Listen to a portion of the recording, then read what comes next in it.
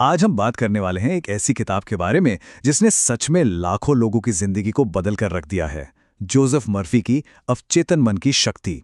देखिए, इसे सिर्फ एक किताब समझना गलती होगी। ये तो एक तरह का ब्लूप्रिंट है, एक नक्शा जो हमारे अंदर छिपी हुई असली ताकत को जगाने का रास्ता दिखाता है। तो चलिए सीधे मुद्दे पर आते हैं। दिमाग की असली ताकत आखिर है क्या? क्या हमारी सोच में इतनी शक्ति है कि वो हमारी दुनिया को, हमारे हालात को बदल सके? आइए आज इसी सवाल की तह तक चलते हैं।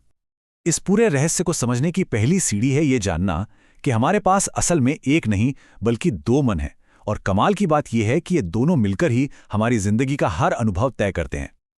तो देखिए, एक तरफ है हमारा चेतन मन, जिसे हम अपना प्लानर भी कह सकते हैं। ये वो हिस्सा है जो लॉजिक लगाता है, सोचता है और दिन भर के फैसले लेता है। लेकिन असली पावर हाउस वो तो दूसरी तरफ है, हमारा अवचेतन मन। ये हमारी गहरी से गहरी मान्यताओं, हमारी आदतों और कल्पनाओं का घर है। और सबसे बड़ी बात, ये कोई तर्क नहीं करता, बस जो कहा जाए उसे पूरा करता है। इसको ना एक बहुत आसान उदाहरण से समझते हैं। जब कोई पहली बार साइकिल चलाना सीखता है तो कितना ध्यान लगाना पड़ता है ना? वो काम हमारा चेतन मन कर रहा होता है। पर कुछ ही दिनों में साइकिल चलाना एकदम नेचुरल हो जाता है, अपने आप। बस यही वो पॉइंट है जब अवचेतन मन पूरी तरह से कंट्रोल ले लेता है। यही है उसकी ताकत। अच्छा, तो अब जब इन दोनों मनों का फर्क समझ आ गया है, तो चलिए इस किताब के सबसे जरूरी, सबसे बुनियादी सिद्धांत पर आते हैं। यही वो इंजन है जो असल में सारा बदलाव लेकर आता है। पूरी किताब का सार, उसका निचोड़ बस इस एक लाइन में है। जैसा आप सोचते हैं वैसा ही आप बन जाते हैं। मतलब साफ है, हमारे विचार ही हमारी हकीकत को जन्म देते हैं। अगर कोई लगातार मुश्किलों के बारे में सोचेगा तो वो अनजाने में वैसी ही सिचुएशन को अपनी ओर खींचता है।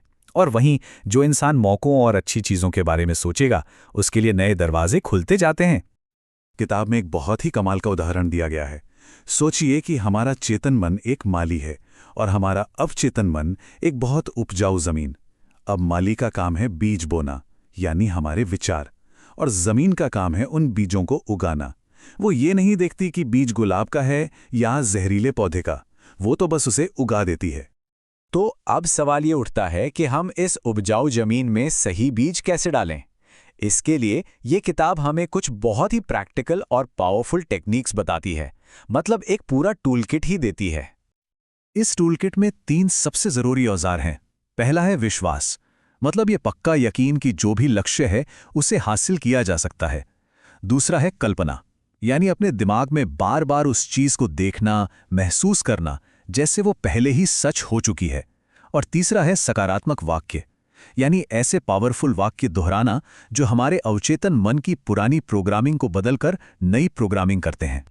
जैसे कि ये वाक्य, मैं स्वस्थ, समृद्ध और सफल हूं। जब इस तरह के वाक्यों को पूरे विश्वास के साथ बार बार दोहराया जाता है तो हमारा अवचेतन मन इसे कमांड की तरह लेता है, एक सच्चाई मान लेता है, और फिर धीरे धीरे बाहरी दुनिया में भी इसे हकीकत में बदलने के रास्ते बनाने लगता है। और हाँ, ये शक्ति सिर्फ पैसा या सफलता पाने तक ही नहीं है। किताब ये भी बताती है कि कैसे हमारा स्ट्रेस और हमारी नेगेटिव सोच बीमारियां पैदा कर सकती है। और ठीक इसके उलट एक पॉजिटिव और विश्वास से भरा नजरिया शरीर की जो अपनी हीलिंग पावर है उसे कई गुना बढ़ा सकता है। तो असल में ये पूरी लड़ाई डर और विश्वास के बीच की है। देखिए, जब हम डर पर फोकस करते हैं तो हम उसी चीज को अपनी तरफ खींच रहे होते हैं जिससे हम डर रहे हैं। लेकिन जिस पल हम अपना फोकस डर से हटाकर विश्वास पर ले आते हैं, हम पॉजिटिव नतीजों को अपनी जिंदगी में आने का न्योता देते हैं। और अब हम आते हैं इस पूरे खेल के सबसे बड़े सीक्रेट पर। असली कामयाबी इस बात में छिपी है कि हम अपने अवचेतन मन को सही निर्देश, सही कमांड्स कैसे देते हैं। किताब के मुताबिक सोने से ठीक पहले का जो वक्त होता है वो सबसे ज्यादा शक्तिशाली होता है। क्यों?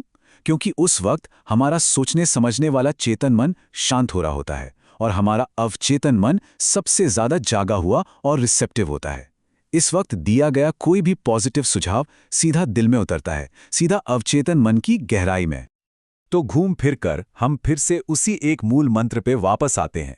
ये पूरी की पूरी समझ इसी एक लाइन में सिमट जाती है कि हमारे विचार ही हमारे जीवन की कहानी लिख रहे हैं। अगर हम अपने अवचेतन मन को लगातार अच्छे और पॉजिटिव निर्देश देते रहें तो जिंदगी में बदलाव की संभावनाएं अपने आप खुल जाती हैं। तो अब ये सोचने वाली बात है कि आज रात सोने से पहले वो पहला पॉजिटिव विचार कौन सा होगा।